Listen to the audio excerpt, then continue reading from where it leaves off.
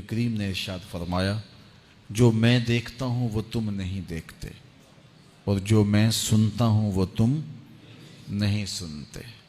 اللہ نے نبی علیہ السلام کو جو سماعت عطا کی ہے، ہم اپنی سماعت کو اس پہ قیاس نہیں کر سکتے اور اپنی بصارتوں کو اور اپنی سماعتوں کو نبی کی سماعتوں کے برابر ٹھہرانا بہت بڑی حماقت ہوتی ہے۔ اللہ نے نبیوں کو فراواں شانیں عطا کی ہیں اور وہ ان کا مقسوم ہے۔ تو میرے حضور نے فرمایا جو میں دیکھتا ہوں وہ تم نہیں دیکھتے، جو میں سنتا ہوں وہ تم نہیں سنتے۔ آگے فرمایا کہ اللہ کی قسم جو میں جانتا ہوں وہ اگر تم جان لیتے تو تم بہت کم ہنستے، بہت زیادہ روتے، تم جنگلوں میں دوڑ جاتے اور تم اللہ تعالیٰ کی پناہ میں آنا چاہتے، یا اللہ ہمیں بچا لے، جنگلوں میں بھاگتے پھرتے، آنکھوں میں آنسوؤں کی لڑیاں ہوتی، چیختے ہوتے، روتے ہوتے، اگر جو میں جانتا ہوں اگر تم جان لیتے۔ قال ابو ذر، حضرت ابو ذر اس حدیث کو روایت کرنے کے بعد فرمایا کاش کہ میں درخت ہوتا اور کاٹ دیا گیا ہوتا، میں درخت ہوتا جانور کھا گئے ہوتے۔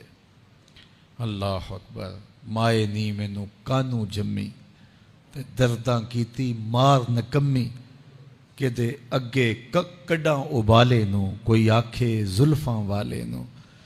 تو کہا کاش کہ میں درخت ہوتا اور کاٹ دیا ہوتا۔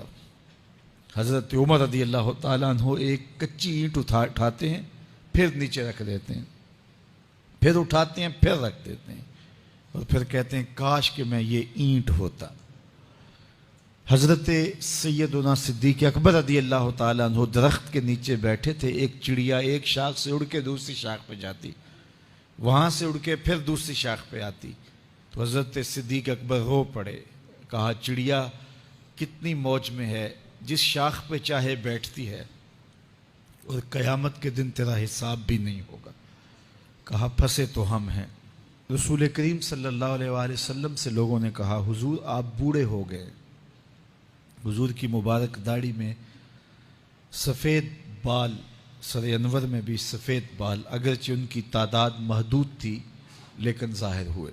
کہا سورہ ہود اور اس کی مماثل صورتوں نے مجھے بوڑھا کر دیا ہے، کیونکہ ان صورتوں میں اللہ کے عذابوں کا ذکر ہے، آخرت کا ذکر ہے۔ یہ وہ بابرکت وجود ہیں، وہ بابرکت ذات ہیں کہ جن کے دامن پہ گناہ کا ایک دھبا بھی نہیں ہے۔ اور میں اور آپ اپنے آپ کو دیکھیں تو ہم کہاں کھڑے ہیں۔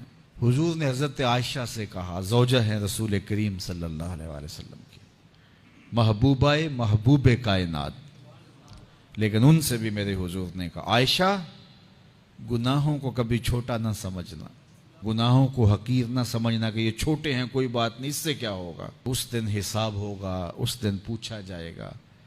تو اپنی زندگی کو مرتب اور منظم کر کے رکھو۔ ہم بہت سارے گناہ دائیں بائیں دیکھ کے کرتے ہیں، جب ہم معاشرے میں برائی پھیلی ہوئی دیکھتے ہیں تو ہم کہتے ہیں کہ دیکھو نا یہ سارے کر رہے ہیں تو میں ہی بہت متقی آ گیا ہوں جی، دائیں بائیں دیکھ کے گناہ کرتے ہیں۔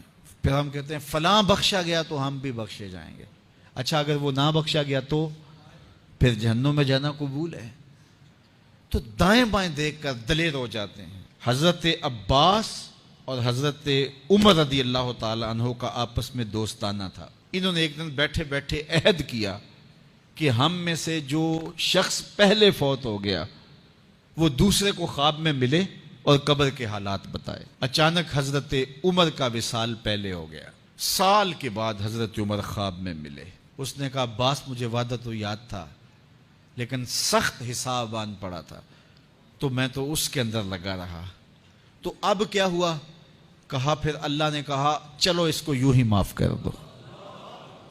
تو کہا چھٹ کے ابھی ابھی آ رہا ہوں۔ تو میں نے کہا وعدہ پورا کر دو۔ میں اور آپ ٹھیکیدار بن جاتے ہیں جنت کے۔ ہمارے پلے عمل ہے کیا؟ ہیں تو ریاکاری کے شکار ہے ہمارے اعمال۔ تو آئیے ہم اپنی آخرت کے لیے سوچیں، اپنی زندگی کو اچھائی کی راہوں کا مسافر بنائیں.